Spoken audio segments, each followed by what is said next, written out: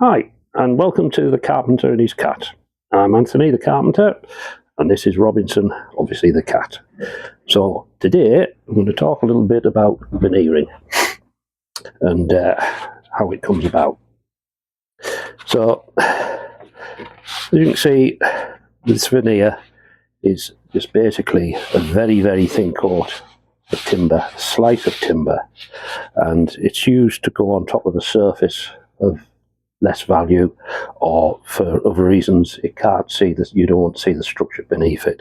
So this is a little piece I'm making. It's not a birdhouse, but it's actually a little jewellery box, and these are going to have drawers in there later on. It's only just to show that although that's a nice piece of burrell,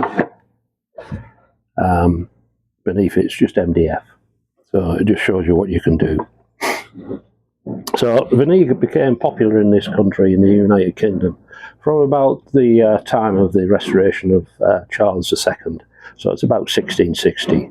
And then the furniture at that time was walnut. That was a popular timber. And although the carcasses of the cabinets and the chest of drawers were mainly made of oak, which is a native timber to the United Kingdom. So with Charles II, when he was in exile, he spent a lot of time on the continent, and he saw the fashions and what people liked, and the tastes. And he brought them back with him to the United Kingdom at the time. And veneering was one of the things he brought back. So cabinet makers at the time were quick to adopt that. So in the past, the way they would have made a veneer is actually by using a two-man frame saw, and they would actually cut down a piece of timber in what would be take quite a bit of skill to do it, and there'd be very thin pieces of wood that would remain, but not as thin as the veneers we make today, which is these are produced by slicing the log and we're very sharp, and it's obviously done with a machine. So you can see that's a bit of antique veneer, and that one's so much thinner.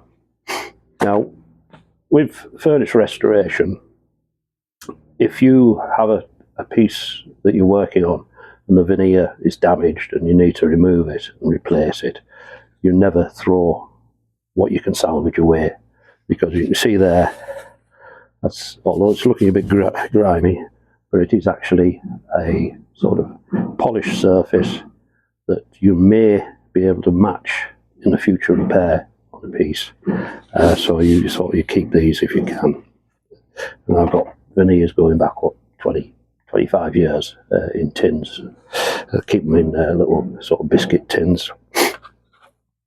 So the veneers here is obviously you can get different species, and of course the beauty is something like this, which is a bit of burr elm. Now, to make something out of a solid piece of burr elm, structurally it wouldn't be that intact. So you could maybe make a nice thick tabletop out of it.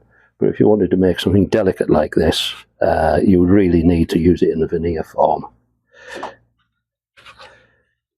And then we've got a bit of mahogany sort of as part of the flame veneer there.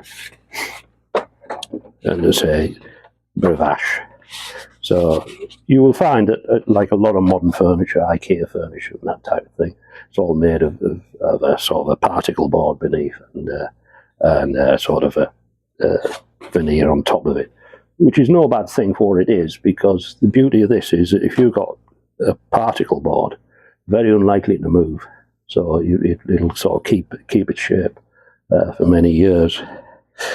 So that's basically the basics I want to talk about. I'm going to do another video later about how we're going to lay veneer, so it'll be more sort of practically orientated. But we'll cover this. But we use an item like this, which is called a veneers hammer, and we use the old Scotch glue, which is animal glue.